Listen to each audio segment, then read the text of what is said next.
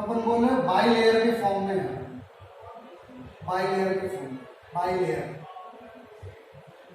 Phospholipid का by layer है, by layer के फॉर्म में। मींस बाई लेयर मींस क्या, इस तरीके का, ये फॉस्फोलिपिड है, इसका इस तरीके से दो लेयर जो है दिखाई देते हैं, तो फॉस्फोलिपिड बाई लेयर के फॉर्म में जो है प्रेजेंट रहते हैं, तो इस तरीके का है।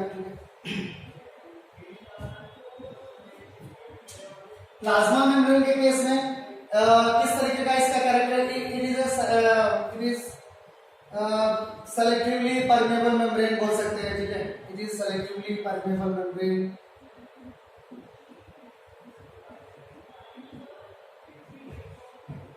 It is selectively permeable membrane। Plasma membrane selectively permeable है, मतलब जिस चीज को अलाउ करेगा वो जाएगा, और जिस चीज को अगर इनहिबिट कर दिया तो वो इंटर नहीं कर पाएगा, ठीक है, तो उसको बोलते हैं सेलेक्टिवली परमेबल मेम्ब्रेन है प्लाज्मा मेम्ब्रेन। प्लाज्मा मेम्ब्रेन के केस में कुछ जो है थियरी वगैरह दिया गया है, जैसे सिंगर एंड निकोलसन का कुछ थियरी है प्लाज्मा मेम्ब्रेन के केस में दिया गया, और दूसरे भी साइंटिस्ट प्लाज्मा मेम्ब्रेन के बारे में बताए, ठीक है। तो थोड़ा प्लाज्मा मेम्ब्रेन के थियरी के बारे में देख लेते हैं कि प्लाज्मा मेम्ब्रेन का क्या क्या जो है कंडीशन है, थोड़ा कुछ पॉइंट पर लिखे हैं, उसके बाद इससे रिलेटेड प्लाज्मा मेम्ब्रेन से रिलेटेड कुछ थियरी को देख लेते हैं, ठीक है, क्योंकि वो भी काफी बार जो है एग्जाम में रहते हैं, हमेशा पूछे जाते हैं। तो प्लाज्मा मेम्ब्रेन के केस में एक रॉबर्टसन मॉडल दिया गया, रॉबर्टसन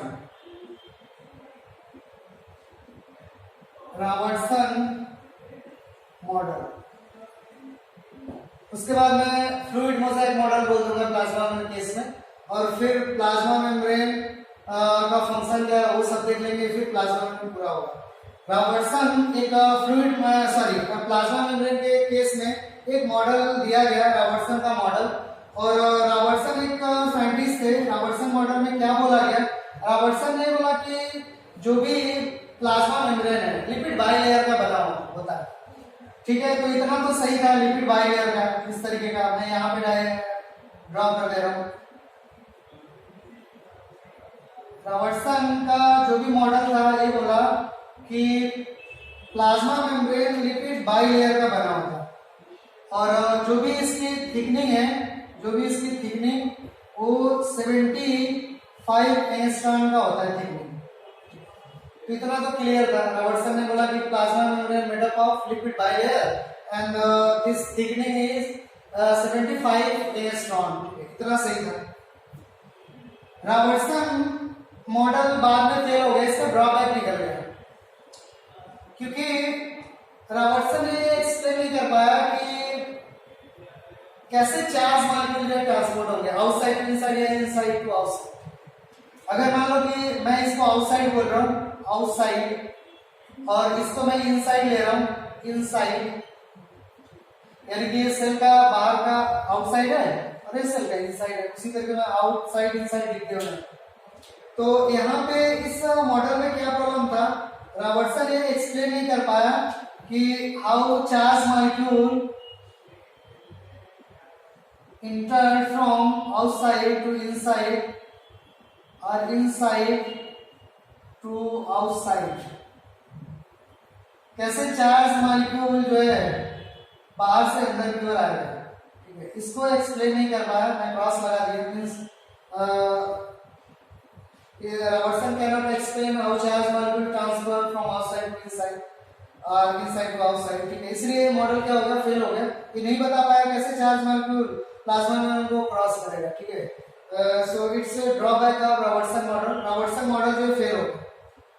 उसके बाद एक सबसे मतलब जो अच्छा, जो काफी आज भी उसके बारे में मतलब पढ़ते हैं और मोस्ट एक्सेप्टेबल मॉडल है जिसको ज्यादा एक्सेप्ट किया गया, और वो मॉडल कौन सा था, तो अपन बोलते हैं fluid mosaic model. Singer and Nicolson ने दिया फ्लूइड मोज़ेक मॉडल। तो इसके बाद जो मॉडल आया उसको बोलते हैं फ्लूइड मोज़ेक मॉडल। तो नेक्स्ट हेडिंग में बनाएंगे फ्लूइड मोज़ेक मॉडल को, और ये जो है प्लाज्मा मेम्ब्रेन की केस के बारे में बोल रहे हैं कि क्या क्या जो है प्लाज्मा मेम्ब्रेन को कैसे जो है चीजें ट्रांसफर करना है चार्ज मॉलिक्यूल ऑन चार्ज को, ठीक है। तो दूसरा एक मॉडल है उसको बोलते हो fluid mosaic model, fluid mosaic model, fluid mosaic model, ठीक है। दो टर्म में फ्लूइड भी है मोज़ेक भी, मींस समझेंगे अभी। Fluid mosaic model given by Singer and Nicolson. Singer and Nicolson ने फ्लूइड मोज़ेक मॉडल जो है प्रोवाइड किया। और fluid mosaic model plasma membrane case में क्या मतलब समझाता है या क्या समझाने की कोशिश कर रहा है, सिंगर एंड निकोलसन का जो मॉडल है सबसे ज्यादा जो है एक्सेप्ट किया गया फ्लूइड मोज़ेक मॉडल को, इसीलिए क्वेश्चन में बार बार जो बनता है। तो सिंगर एंड निकोलसन ने बोला कि प्लाज्मा मेम्ब्रेन लिपिड बाइलेयर का बना होता है, ये तो सही था, इस तरीके से बाइलेयर का बना हुआ है।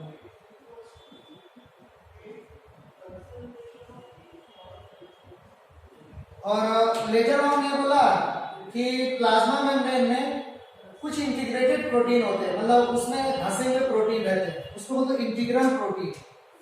इस तरीके से इंटीग्रेटेड प्रोटीन, इंटीग्रेटेड प्रोटीन रहते हैं प्लाज्मा मेम्ब्रेन में। इतना ही मैं बता रहा हूं। और इसको अपन बोलते हैं इंटीग्रल प्रोटीन या इंटीग्रेटेड प्रोटीन या इंट्रिंसिक प्रोटीन भी बोल सकते हो, जो इंबेडेड रहते हैं प्लाज्मा मेम्ब्रेन में। इंटीग्रल प्रोटीन, इंटीग्रल प्रोटीन रहते हैं या कैरियर मॉलिक्यूल या कैरियर प्रोटीन रहते हैं। तो और यहाँ पे चार्ज मॉलिक्यूल है, मैं चार्ज कोई मॉलिक्यूल ले रहा हूँ, यहाँ पे चार्ज मॉलिक्यूल है। तो सिंगर एंड निकोलसन ने बोला कि ये जो भी इंटीग्रल प्रोटीन है, तो प्रोटीन किसका बना होता है, अमाइनो एसिड का बना होता है। प्रोटीन नॉर्मली अपन देखते हैं कि प्रोटीन किसका बना होता है, तो प्रोटीन अमाइनो एसिड का बना होता है। Protein made up of amino acid, और अमाइनो एसिड कई सारे amino acid positively charge amino acid है, कई सारे amino acid negatively charge amino acid है। तो अगर मान लो कि ये कोई पॉजिटिवली चार्ज जो है यहाँ पे मॉलिक्यूल है और यहाँ पे जो अमाइनो एसिड है प्रोटीन का अमाइनो एसिड ये निगेटिवली चार्ज है, तो कई सारे amino acid positively charge amino acid होते हैं जैसे लाइसिन, हिस्टिडीन, आर्जिनिन, और कई सारे अमाइनो एसिड निगेटिवली चार्ज भी होते हैं जैसे ग्लूटामिक एसिड, एस्पार्टिक एसिड। तो अगर एक प्लस को अट्रैक्ट करना है तो यहाँ पे अमाइनो एसिड में कौन सा चार्ज होगा, तो निगेटिवली चार्ज अमाइनो एसिड यहाँ पे होगा, निगेटिवली चार्ज, ठीक है। तो निगेटिवली निगेटिव चार्ज है, पॉजिटिव चार्ज है, तो आपस में एक दूसरे को क्या करेंगे, अट्रैक्ट करेंगे। तो NaCl सॉरी सोडियम क्या होगा, अंदर आ गया और फिर अंदर फिर ऐसे जो है ट्रांसपोर्ट हो गए, फिर आउटसाइड से कहाँ पे सोडियम चला आता है, इनसाइड चला आता है। ये आउटसाइड अपन लिख रहे हैं आउटसाइड, तो इसको क्या लिख रहे हैं, इनसाइड।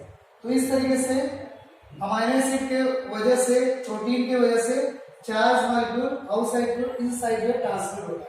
इसको कौन एक्सप्लेन किया, सिंगर एंड निकोलसन। अगर मान लो कि negatively charge amino acid sorry negatively charge molecule को ट्रांसपोर्ट करना है, तो यहाँ पे अपन कौन सा प्रोटीन कौन सा अमाइनो एसिड लगा होगा, तो पॉजिटिवली चार्ज अमाइनो एसिड लगा है, तो निगेटिव को क्या करेगा, अट्रैक्ट कर लेगा, फिर एक साइड से ट्रांसफर करके दूसरे साइड में लाके छोड़ देगा, ठीक है। तो इस तरीके से प्रोटीन की वजह से चार्ज मॉलिक्यूल को का ट्रांसफर होता है। कभी भी जो लिपिड मॉलिक्यूल है वो चार्ज मॉलिक्यूल को ट्रांसपोर्ट नहीं कर सकता है, चाहे कुछ भी हो जाए।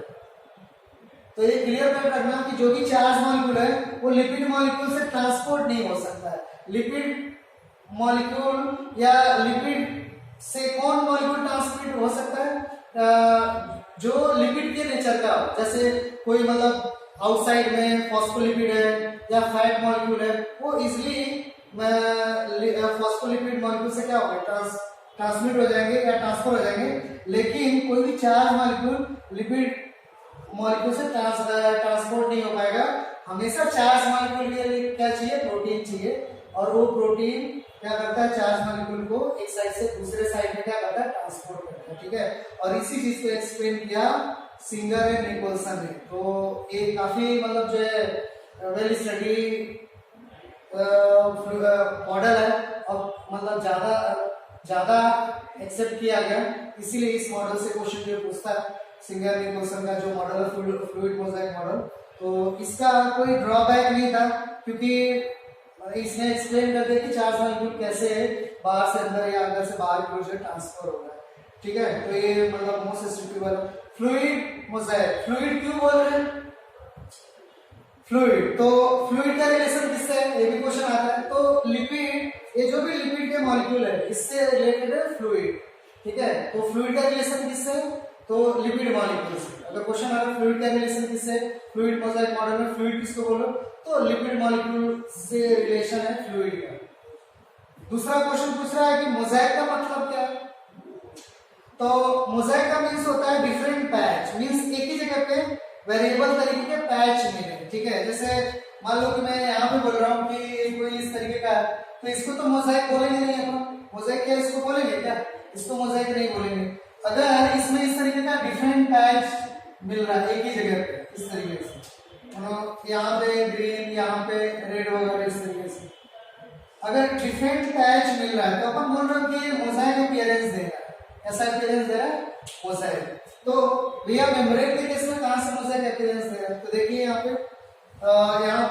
मोजाइक का भी समझ में आ गया, डिफरेंट पैच। ठीक है, तो मेम्ब्रेन के केस में भी डिफरेंट पैच मिल रहा है, यहाँ पे लिपिड मॉलिक्यूल है, यहाँ पे प्रोटीन है, फिर लिपिड मॉलिक्यूल, फिर प्रोटीन, फिर लिपिड, फिर प्रोटीन, तो इस तरीके से क्या डिफरेंट पैच मिल रहा है, तो अपन बोल दो मोजाइक। क्या बोल रहे हैं, मोजाइक। ठीक है, और फ्लूइड किसको बोल रहे हो, लिपिड की वजह से फ्लूइड बोल रहे हो, और मोजाइक किसको बोल रहे हो, लिपिड प्रोटीन, लिपिड प्रोटीन, ये डिफरेंट पैच मेम्ब्रेन में मिल रहा है, इसलिए अपन बोलते हो मोजाइक। यानी कि टोटल क्या हुआ, फ्लूइड मोजाइक, और मॉडल तो एक नॉर्मल सा थॉट है, तो उसको बोलते हो फ्लूइड मोजाइक मॉडल। समझ में आ गया, तो इसीलिए इसका उसको बोला फ्लूइड मोजाइक मॉडल। इसको आइसबर्ग भी बोलते हो, आइसबर्ग, आइसबर्ग मॉडल भी बोलते हो, आइसबर्ग मॉडल। आइसबर्ग क्यों बोल रहे हो, क्योंकि अपन देखते हैं आइसबर्ग का मीन्स क्या होता है कि आइस सी वगैरह में फ्लोट कर रहा है। ठीक है, तो उस तरीके का अपीयरेंस यहाँ पे प्लाज्मा मेम्ब्रेन में देखने को मिलता है, इसीलिए अपन बोलते हैं आइसबर्ग भी बोल देते हो, fluid Mosaic model iceberg. Ice like क्या है, तो आइस लाइक प्रोटीन है, मतलब इस तरीके से, जैसे ऐसा लगता है कि इस तरीके से सी है, उसमें आइस जो है फ्लोट कर रहा है, जैसे ये सी है, मैं अपने हैंड वगैरह को सी बोल रहा हूँ, और हैंड में क्या है, तो अपन बोलते हैं इसको अपन आइस बोलते हैं।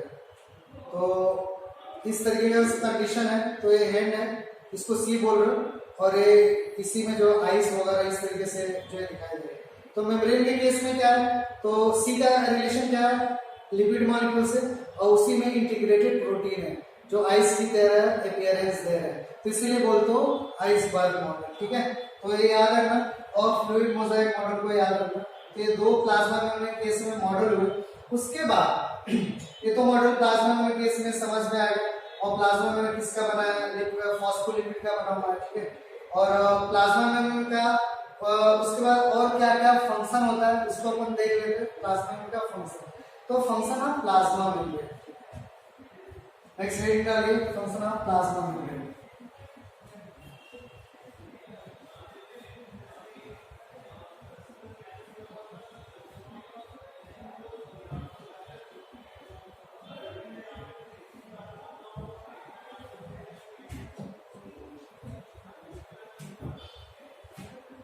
Next one is function of plasma membrane. Plasma membrane का फंक्शन कैसा है, तो देख लेते हैं वन बाय वन करके, कुछ इंपॉर्टेंट फंक्शन वगैरह को देखते हैं। प्लाज्मा मेम्ब्रेन का पहला फंक्शन क्या है, तो it provide protection for internal cell organelles, means अंदर के सेल ऑर्गेनेल्स को प्लाज्मा मेम्ब्रेन क्या कर रहा है, प्रोटेक्ट कर रहा है। और प्लाज्मा मेम्ब्रेन एक बैरियर की तरह काम करता है, दूसरे कोई भी ऑर्गेनिज्म, माइक्रो ऑर्गेनिज्म या पैथोजेनिक ऑर्गेनिज्म सेल के अंदर एंट्री नहीं कर पाते, एक बैरियर की तरह काम करता है, ठीक है। तो it provide protection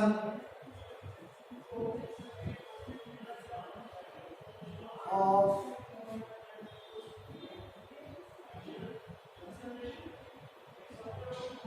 inner cell organelles,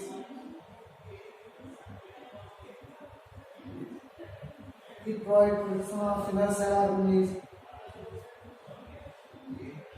it acts as barrier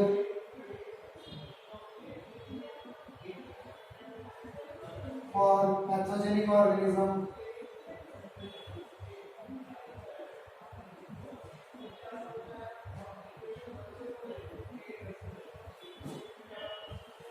it help in transportation of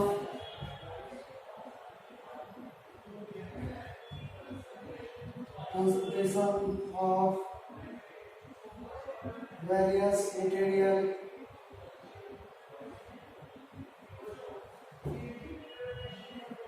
यानी कि ट्रांसपोर्टेशन में हेल्प कर रहा है। किस किस तरीके से ट्रांसपोर्टेशन में, उसको अपन यहाँ पे देख लेते हैं। इट हेल्प इन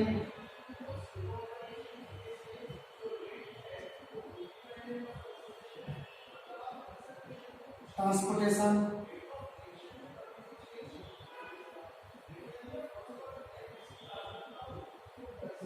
ट्रांसपोर्टेशन में वेरियस मटेरियल को, मैं एक पॉइंट यहाँ पे लिखा, ट्रांसपोर्टेशन को थोड़ा सा फोकस कर दे। और ट्रांसपोर्टेशन में कौन कौन सा ट्रांसपोर्टेशन होगा, इट हेल्प इन ट्रांसपोर्टेशन। तो कौन कौन सा ट्रांसपोर्टेशन होगा, तो अपन बोलते हो एक्टिव ट्रांसपोर्ट में हेल्प करता है, या पहले अपन जो है डिफ्यूजन वगैरह को लिख लेते हैं, डिफ्यूजन में हेल्प करता है, डिफ्यूजन। फिर एक्टिव ट्रांसपोर्ट में हेल्प करता है, एक्टिव ट्रांसपोर्ट में।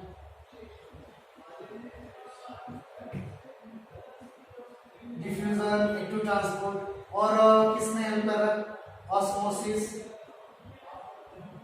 ऑस्मोसिस वगैरह में हेल्प कर रहा है। फूड मटेरियल के भी ट्रांसपोर्टेशन को अलाउ करता है प्लाज्मा में, जैसे फाइगोसाइटोसिस, पिनोसाइटोसिस, ठीक है। तो यहाँ पे भी अपन लिख रहे हैं फाइगोसाइटोसिस, फाइगोसाइटोसिस में हेल्प करता है। फाइगोसाइटोसिस का दूसरा नाम क्या है, cell eating,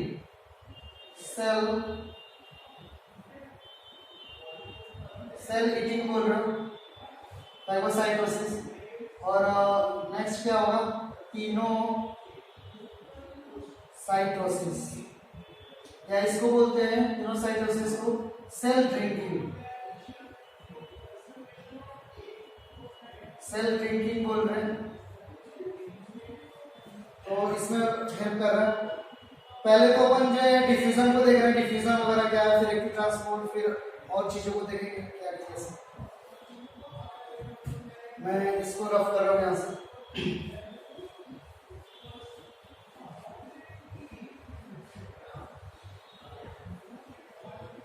function of plasma membrane को अपन फोकस कर रहे हैं, डिफ्यूजन,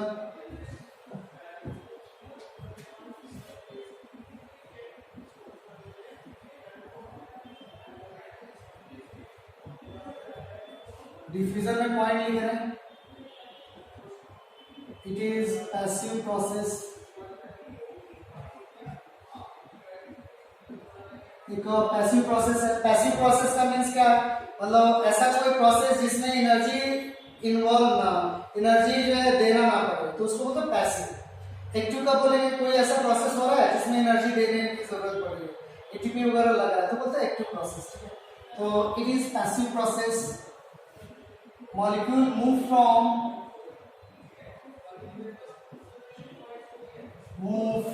कहां से कहां मूव करेगा, तो अपन बोलेंगे higher concentration to lower concentration, molecule move from higher concentration to low concentration। अब पूरा लिखेंगे। इसी प्रोसेस को क्या बोलेंगे? बोलेंगे डाउनहिल मूवमेंट। इसी को दूसरे लैंग्वेज में बोलना है तो बोलेंगे डाउनहिल मूवमेंट। ठीक है, ये कभी कभी स्टैंडर्ड जो लैंग्वेज पूछ देता है तो इसी को अपन बोलेंगे डाउनहिल मूवमेंट। डाउनहिल क्या? मूवमेंट। अगर कोई बोलेगा what means of downhill movement तो अपन बोलेंगे if molecule move from higher concentration to lower concentration और if molecule move along the concentration gradient then it's called downhill movement. ठीक है, तो ऊपर वाले का मतलब ये डाउनहिल मूवमेंट, ये अच्छा सा टर्म है। ठीक है, तो ये तो हम लोग जानते हैं, बाकी तो ये तो मतलब जानते ही। और डिफ्यूजन में एक पॉइंट और याद रखने की बात रहती है कि डिफ्यूजन में हमेशा सोल्यूट और सॉल्वेंट दोनों मूव कर सकते हैं। ठीक है, तो here solute and solvent both are mobile, दोनों मूव कर सकते हैं। ठीक है, along the concentration gradient जो मूव कर रहा है डिफ्यूजन। और डिफ्यूजन जो प्रोसेस है मोस्टली अपन गैसियस डिफ्यूजन देखते हैं, लेकिन डिफ्यूजन गैस में भी होता है, लिक्विड में भी होता है और सॉलिड सब्सटेंस में भी डिफ्यूजन होता है, लेकिन गैसियस डिफ्यूजन को ही देखते हैं। ठीक है, और यहाँ पे क्या होता है कि मॉलिक्यूल अगर यहाँ पे ज्यादा है हायर कंसंट्रेशन में, यहाँ पे अपन लिख रहे हैं हायर कंसंट्रेशन,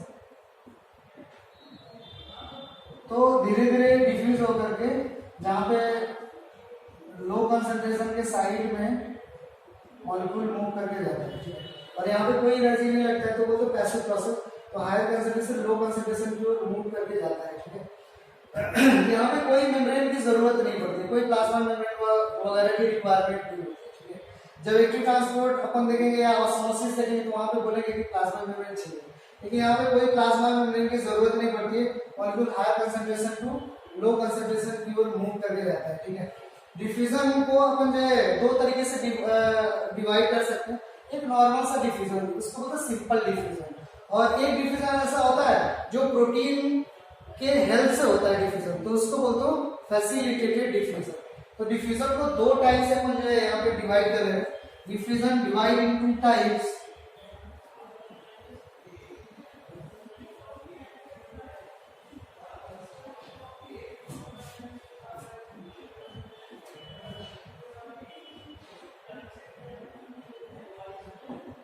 इनटू टाइप। और बोलते हो एक को सिंपल डिफ्यूजन। सिंपल तो अभी मैं बता दिया कि नॉर्मल मॉलिक्यूल जो ट्रांसफर हो रहा है, बोल रहे हो सिंपल डिफ्यूजन।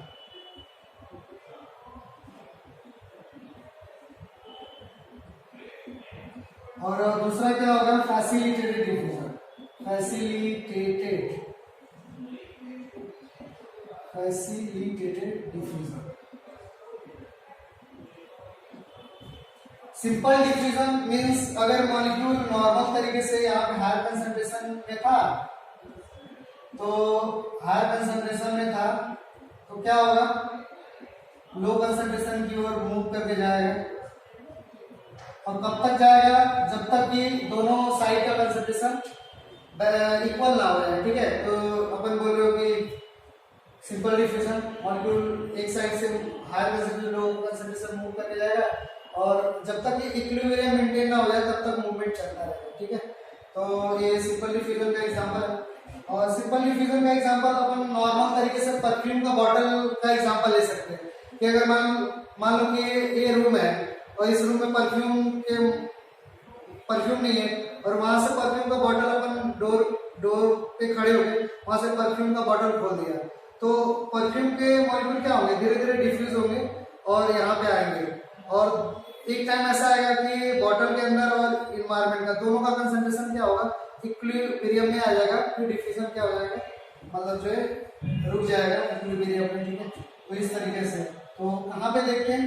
परफ्यूम की बॉटल में, और बॉटल को मेरे को बनाना है तो इस तरीके से मैं बना दूंगा। ये बॉटल है और इस तरीके का है,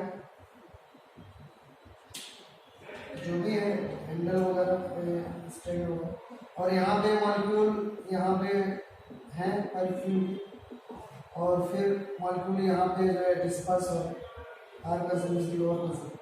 और जो जब हायर कंसंट्रेशन से लोअर कंसंट्रेशन में जाते हैं तो मॉलिक्यूल क्या करता है, एक फोर्स एक्सर्ट करता है, ठीक है। When diffuse molecule exert a force during diffusion. This diffusion force या this diffusion pressure is called diffusion pressure, ठीक है। During diffusion, diffuse molecule exert a pressure. Diffusion के टाइम पे जो भी diffuse molecule है वो pressure exert कर रहा है, इसी प्रेशर को अपन क्या बोलते हैं, diffusion pressure, DP. During diffusion, diffuse molecule exert a pressure called dp, diffusion pressure. इसको क्या लिख रहे हैं, डिफ्यूजन प्रेशर। आप इसको याद रखना डीपी को, कि जब मॉलिक्यूल डिफ्यूज होते हैं तो एनवायरनमेंट में प्रेशर एक्सर्ट करते हैं, उसी प्रेशर को अपन बोलते हैं diffusion pressure, DP. Diffusion pressure is directly proportional to concentration and temperature. Diffusion pressure किसके बराबर होता है, डायरेक्टली प्रोपोर्शनल होता है, तो अपन बोलते हैं कंसंट्रेशन, ठीक है, और टेम्परेचर के प्रोपोर्शनल होता है। तो ये नॉर्मल सा सिंपल डिफ्यूजन था, ठीक है। तो इस तरीके से कंडीशन हुआ।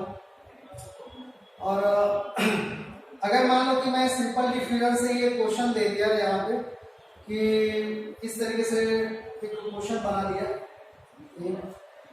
मैं इसको हटा रहा हूँ यहाँ से, डायग्राम, इस डायग्राम के बाद उस क्वेश्चन को डालेंगे।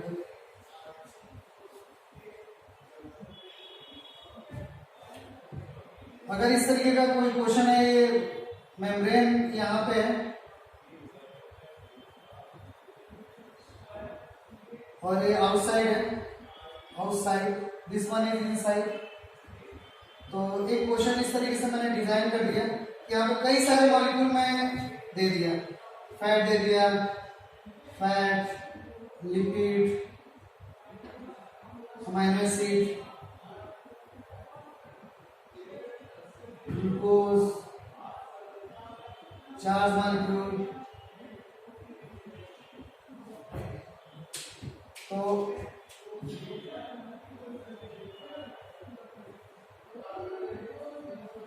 इस तरीके का एक डायग्राम है, आउटसाइड है, इनसाइड मेम्ब्रेन है, और इधर कई सारे मॉलिक्यूल डिफ्यूज होने के कंडीशन में है।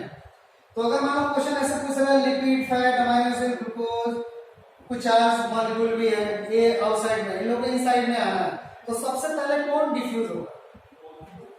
तो अच्छा सा क्वेश्चन है, आप थोड़ा सा दिमाग लगाएंगे तो बताएंगे कि कौन पहले डिफ्यूज होगा, ठीक है। तो आप जो है ये मैं होमवर्क के लिए छोड़ रहा हूँ, ठीक है, और आप सोच के मेरे को बताएंगे कौन पहले डिफ्यूज होगा।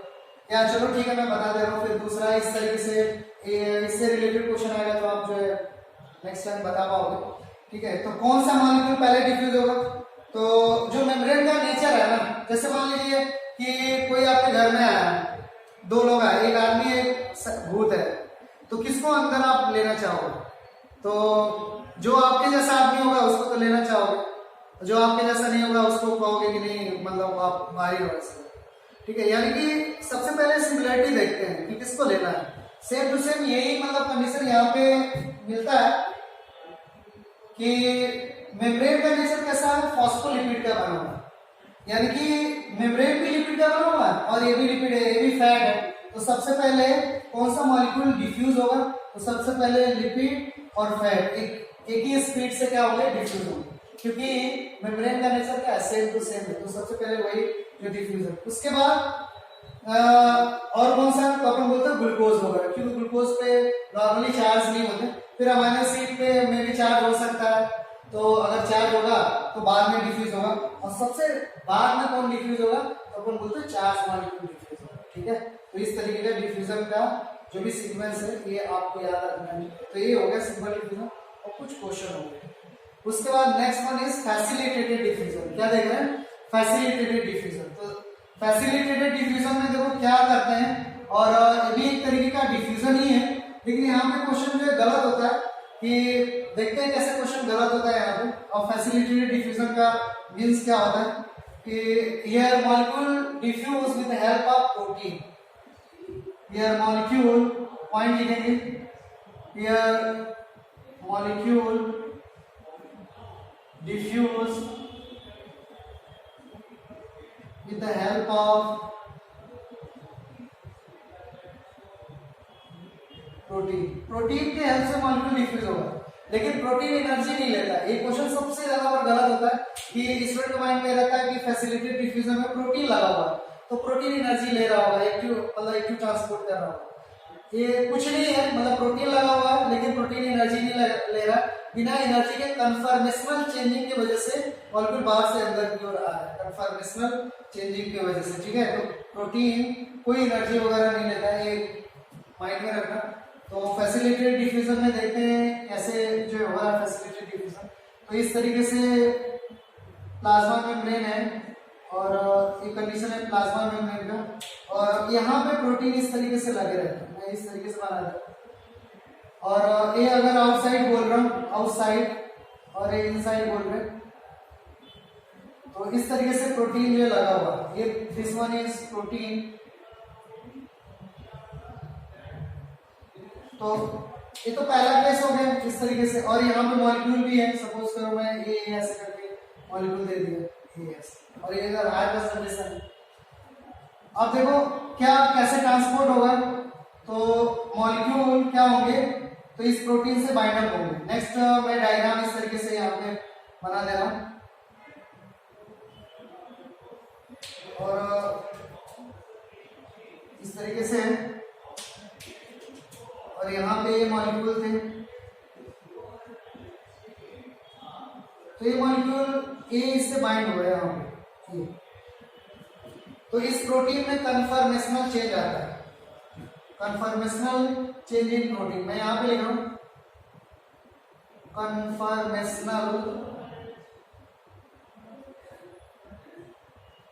Conformational change in protein. Protein में कन्फर्मेशनल चेंजिंग आएगा, उसके बाद प्रोटीन का जो भी स्ट्रक्चर है वो मतलब चेंज हो जाएगा। इधर से ओपन था तो इधर से क्लोज हो जाएगा, इधर से ओपन हो जाएगा, और मॉलिक्यूल फिर क्या हो जाएगा आउटसाइड टू इनसाइड जो है ट्रांसफर हो गया है। तो कन्फर्मेशनल चेंजिंग की वजह से केवल प्रोटीन का कन्फर्मेशन चेंज हो रहा है, इसका शेप वगैरह चेंज हो रहा है, उसकी वजह से मॉलिक्यूल ट्रांसमिट हो गया है आउटसाइड टू इनसाइड। और एक लास्ट डायग्राम है इस तरीके से, और इसका ऐसे कन्फर्मेशनल चेंजिंग होता है। तो ये मॉलिक्यूल क्या होगा, ये यहाँ से निकल के इस साइड में यहाँ पे आ जाता है इस तरीके से, और कई सारे मॉलिक्यूल इस तरीके से ट्रांसफर होते रहते हैं।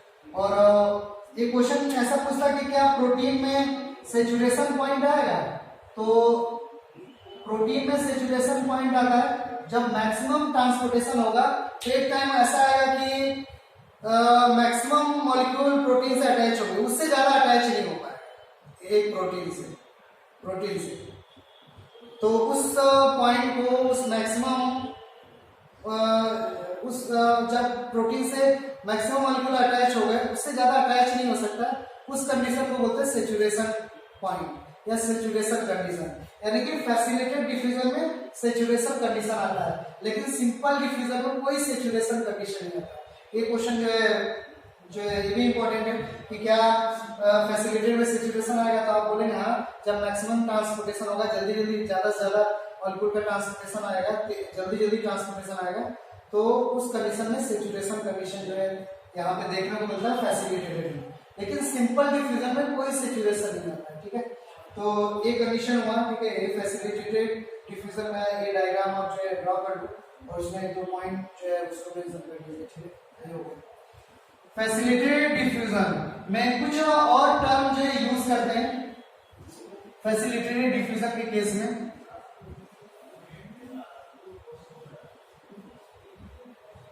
देखते हैं इस तरीके से, अगर एक टर्म है कि इस तरीके से अगर प्लाज्मा मेम्ब्रेन है और ये प्रोटीन है, अगर सिमिलर मॉलिक्यूल एक डायरेक्शन में मूव कर रहे हैं, if similar molecule move in one direction, if similar molecule move in one direction, अगर सिमिलर मॉलिक्यूल एक डायरेक्शन में मूव कर रहे हैं तो this condition is called uniport. अब इसको लिखेंगे यूनिपोड बोल रहे हैं। If similar molecule move in one direction then it's called uniport, और यूनिपोड की फैसिलिटी में डालेंगे, ठीक है। नेक्स्ट वन इज इस तरीके का है, अगर दूसरा डायग्राम अपन ड्रॉ कर रहे हैं आपको और एक प्रोटीन वगैरह इस तरीके से है, ठीक है। दूसरा कंडीशन, अगर ए यहाँ पे है, ए और बी है, बी वगैरह है इस तरीके से, B, two different molecule, if two different molecule move in one direction, if two different molecule move in one direction then it's called symport. क्या बोल रहे हैं अपन? Symport. If two different molecule move in one direction called symport, ठीक है, ये आपको समझना है। और एक और कंडीशन है, यहां पे देख रहे हैं, अगर two different molecule move in opposite direction, अगर दो डिफरेंट मॉलिक्यूल अपोजिट डायरेक्शन में मूव कर रहे हैं, ठीक है, ये इधर में ये लिया, इधर भी ले आओ, ये इधर जा रहा है और ये इधर मूव कर रहा है। If two different molecule move in opposite direction then this is called antiport. क्या बोलेंगे इसको? अपन बोल रहे हैं एंटीपोड। तो this one is antiport, this one is symport, this one is uniport, ठीक है।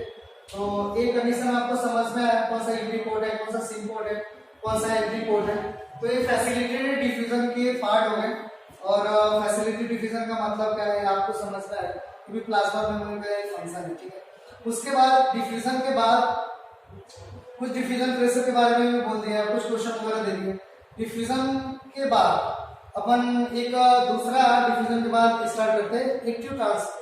तो हेडिंग डालेंगे एक्टिव ट्रांसपोर्ट डिफ्यूजन के बाद। इसको हटा रहे हैं यहाँ से।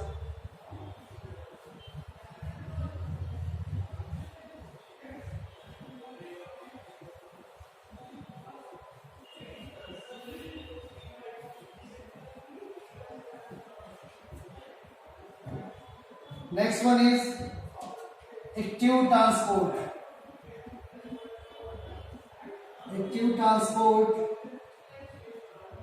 it is a process that utilize energy for the transportation of material. अगर कोई मटेरियल ऐसा है जो एनर्जी यूटिलाइज कर रहा है ट्रांसपोर्टेशन के लिए, तो अपन उस ट्रांसपोर्टेशन को बोल रहे हो एक्टिव ट्रांसपोर्ट, ठीक है। तो दिस ट्रांसपोर्टेशन लिखेंगे पॉइंट में, this transportation require energy। किस फॉर्म में एनर्जी? एटीपी के फॉर्म में, इसीलिए अपन बोलते हैं एक्टिव ट्रांसपोर्ट। यहां पे क्या लिखेंगे? Here molecule move along the against the concentration gradient, या अपन लिख सकते हैं low concentration to high concentration। Here molecule move against the concentration gradient। Against the concentration gradient move करता है। तो इसको एक टर्म में लिखना है तो अपन लिख सकते हैं अपहिल मूवमेंट। इसके पहले क्या लिखे थे? Downhill movement. तो यहां पे क्या लिख सकते हैं? Uphill movement. अपहिल क्या? मूवमेंट।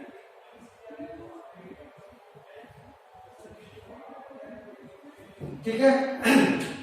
तो एक ट्रांसपोर्ट है जो एनर्जी रिक्वायर उसके लिए जरूरी है, अपन बोले टू ट्रांसपोर्ट। और यहाँ पे मॉलिक्यूल अगेंस्ट द कंसंट्रेशन जा रहा है, अपहिल मूवमेंट हो रहा है। ठीक है, तो इसको एक डायग्राम से अपन जो है समझते हैं। इस तरीके का एक सेल का मैं डायग्राम बोल दे रहा हूँ और एक इस तरीके का डायग्राम है और यहाँ पे प्रोटीन मॉलिक्यूल ऐसे लगे हुए और इसको बोलते हैं ट्रांसपोर्टर। एक सेल का है और जो भी ट्रांसपोर्टर होते हैं पूरे सेल पे प्रेजेंट होते हैं। और सेल के फंक्शन को डिसाइड करते हैं कि सेल कब फंक्शन करेगा, कब मतलब खुश होगा, कब गुस्सा होगा, कब रूठेगा। तो ये सब जो है ट्रांसपोर्टर की वजह से होता है, ठीक है। कभी हम लोग को लूज मोशन होता है तो भी ट्रांसपोर्टर के मिसबिहेव की वजह से होता है। फिर दवा खाते हैं, फिर ट्रांसपोर्टर सही हो जाते हैं, फिर हम लोग का जो है सिस्टम जो सही काम करने लगता है। तो ये क्या होता है, तो अपन बोलते हैं ट्रांसपोर्टर। ट्रांसपोर्टर क्या होता है, सिंपल प्रोटीन होते हैं, ठीक है। ट्रांसपोर्टर का दूसरा भी नाम है पंप बोलते हैं। तो ये ट्रांसपोर्टर है और ये सेल है। तो अगर मान लो कि मैं इस तरीके से ट्रांसपोर्ट को दिखाना चाह रहा हूँ, ठीक है, तो इस तरीके से अपन दिखा रहे हैं कि अगर मैं ये बोल रहा हूँ कि Na मैं इधर लिखा और यहाँ पे Na सोडियम वगैरह हाई कंसेंट्रेशन में मैं दिखाया, और फिर यहाँ पे पोटेशियम वगैरह दिखाया, फिर यहाँ पे भी पोटेशियम को दिखाया मैंने।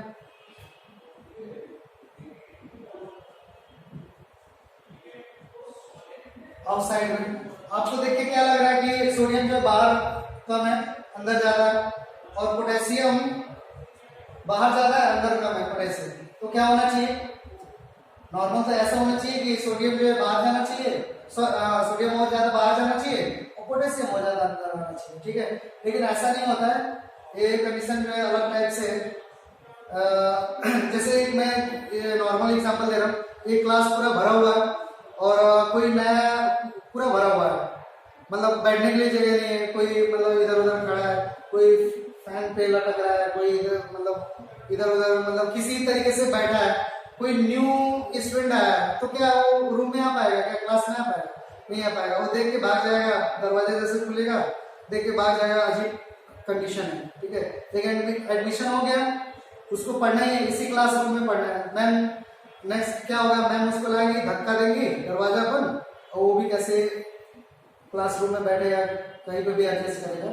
मीन्स क्या हुआ कि वो अगेंस्ट द कंसंट्रेशन है, कंसंट्रेशन के अगेंस्ट में है, तो उसको क्या देना पड़ा, एक धक्का देना पड़ा, एक फोर्स लगाना पड़ा।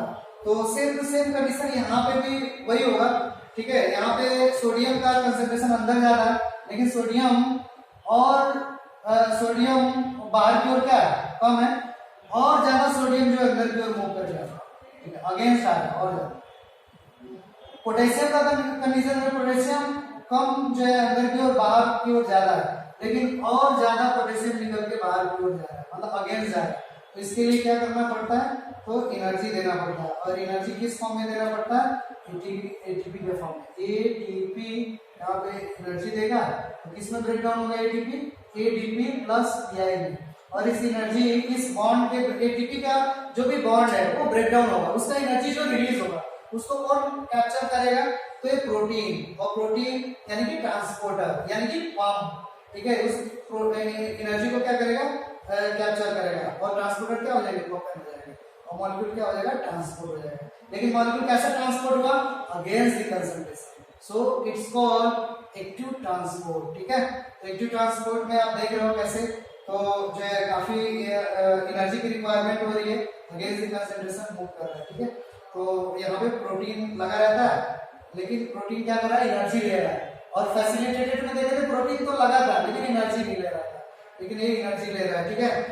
ट्रांसपोर्टर का दूसरा नाम है पंप। तो एक किसको ट्रांसपोर्ट कर रहा है, सोडियम को, पोटेशियम को। तो इसी तरीके से पंप का नाम हो जाएगा सोडियम पोटेशियम पंप, क्या हो जाएगा, सोडियम पोटेशियम पंप बोल देते हैं अपन। यानी कि पंप कई टाइप से होते हैं, ठीक है। यानी कि पंप केवल सोडियम पोटेशियम नहीं होंगे, कई टाइप से पंप होंगे। दूसरे कौन से पंप हो सकते हैं, हाइड्रोजन पंप हो सकते हैं, ठीक है, हाइड्रोजन पंप।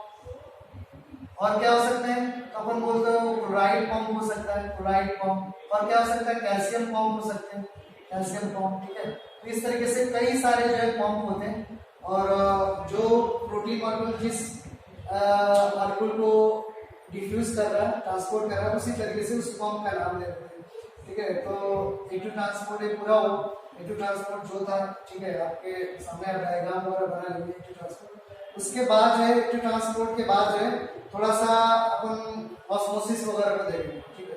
अच्छा, पंप को कुछ टॉक्सिक मटेरियल भी इसके फंक्शनिंग को रोक देते हैं। जैसे कई बार देखा गया है, मतलब आपके लेवल पे नहीं है लेकिन मैं बोल दे रहा हूँ, जैसे कुछ स्नैक वगैरह ऐसे होते हैं जो बाइट करते हैं, तो सबसे पहले पंप को ही जो है रोक देते हैं, और जैसे पंप को रोकेंगे सेल की फंक्शनिंग स्टॉप हो जाएगी और सेल फिर डिस्ट्रॉय होने लगेगा, सेल मारने लगेगा। ठीक है, तो कुछ मतलब जो भी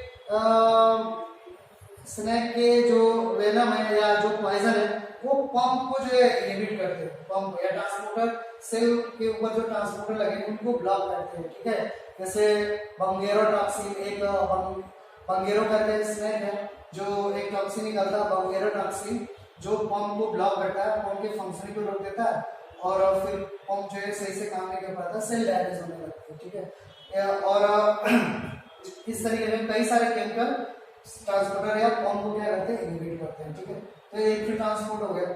उसके बाद अपन हेडिंग डालेंगे